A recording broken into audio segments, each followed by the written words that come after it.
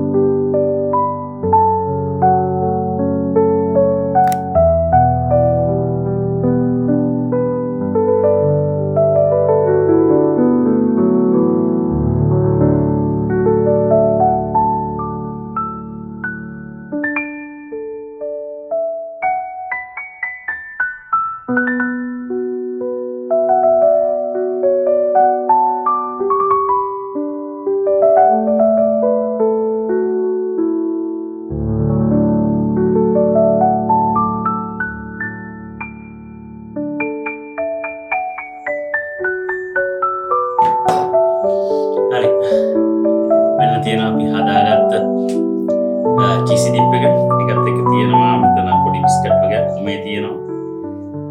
ඒ වගේ තව කීපයක් තියෙනවා. අපි බලමු මේකේ රස කොහොමද කියලා.